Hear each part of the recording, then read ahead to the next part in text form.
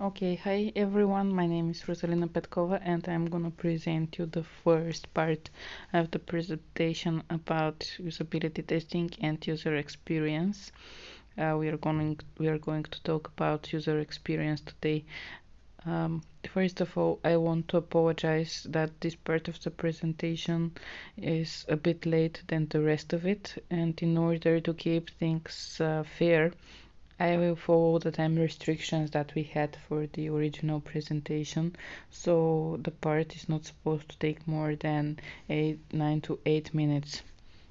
And with this, I want to start with user experience and what it is user experience and what is user experience design. So as maybe most of you know, the user experience in general is a combination of all of the interactions that a user has with a product or a service. And knowing this, the user experience design is all about creating this into making this interaction extremely pleasant, user friendly. It enhances user satisfaction and usability. User experience design is entirely based on users and their needs, what they value, what are their abilities, what are also their limitations, and so on. User experience is not a single thing, it's more like a multi-layer concept, and it's built upon other concepts like usability, accessibility, human-computer interaction. It also involves different types of human factors, system performance, marketing.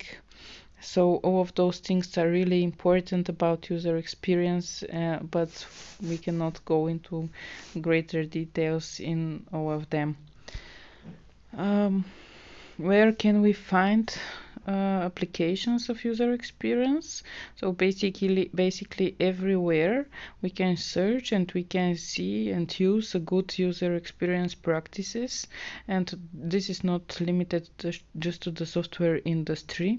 Here on the first picture, actually, you can see a good implementation of UX, and it is called the UX of things, and you can see a good implementation of UX in the second cup. You can see that it fulfilled most of the factors behind the user experience. It is more useful, more usable, and it looks better, so it's more desirable to the customers.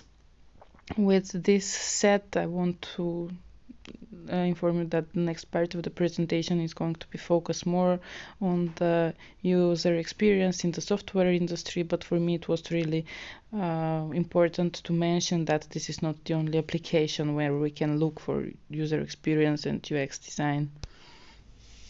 As we said earlier, the UX is not a single thing, it is not a simple thing, and it has its building blocks, and some of the building blocks may be found behind the UX principles. Every year the UX design landscape changes, and this year's UX trends and fates are something that can be forgotten by the next one.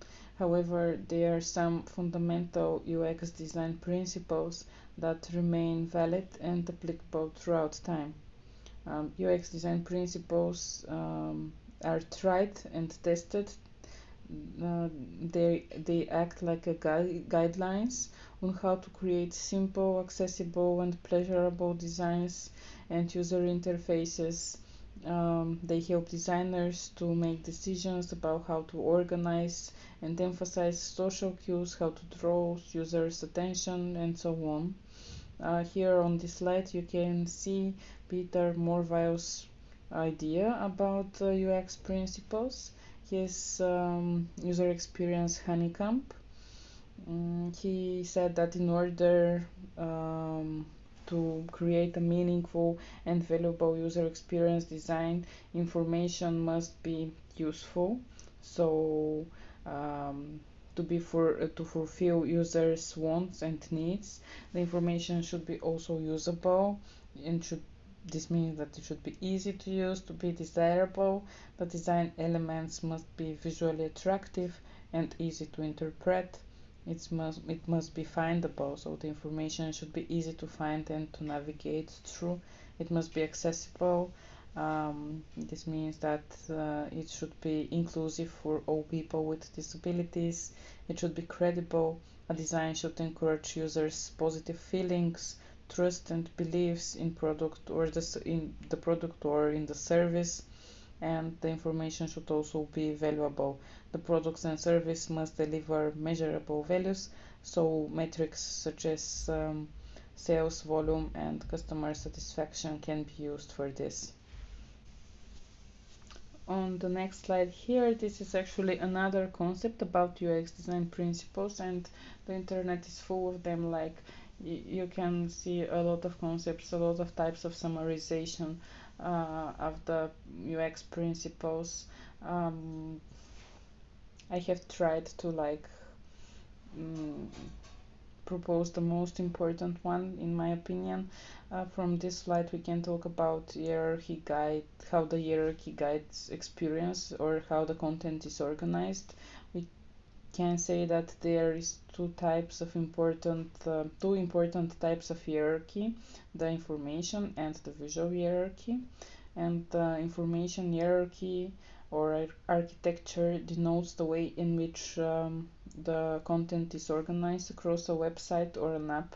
This type of hierarchy should be predictable and clear so that users who are visiting the website for the first time will know where to look in order to find the information they need without thinking twice of it. The visual hierarchy is about how you organize elements on a page and how that impacts users' navigation. A good visual hierarchy is one in which important content is positioned prominently and it's highlighted, and the visual design guides users' perception from the most important elements to the least important one. Another thing that can be mentioned is the consistency. Another golden rule of great UX, meaning that you should keep the design and functionalities across all of your pages and platforms the same, so that the users would not get lost while they are using them. The things also should be kept simple, and the cognitive load should be reduced. A way to do this is by reducing the actions that are needed in order to complete a task by making your UI elements recognizable, so a person should know what to expect when, for example, select a given button. And also another way is to ensure a good visual organization, as we discussed. Another thing that maybe sounds like a detail is the typography. Maybe it is not like one of the most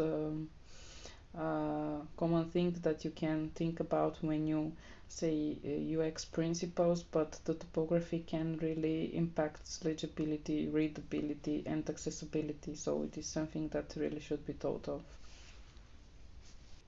So the last slide is about some differences and similarities between different terminology. And the first thing is customer experience. The customer experience represents every step of the journey from when users are looking for information and running a price comparison to when they're actually are actually trying the product.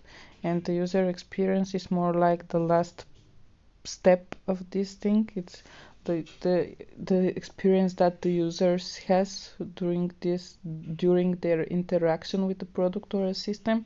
So we can say that the UX is a part of the whole customer experience. User interface. This may be really simple for you, but I saw this as a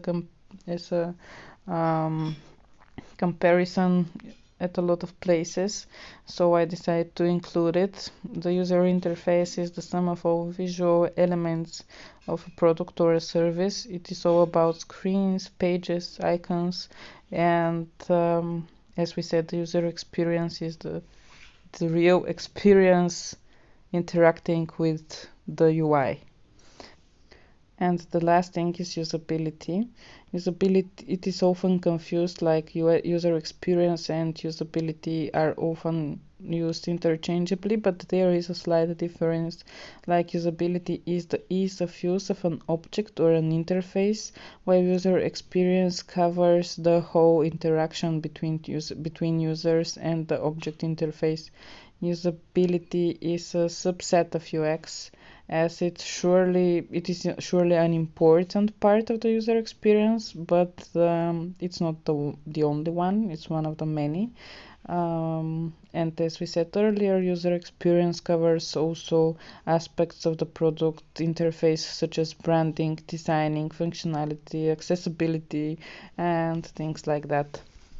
So this was my last slide. You can watch the rest of the presentation. There is a recording of it. I hope that it was not too simple, but I needed to really cut some of the information because of the time restrictions. Thank you very much.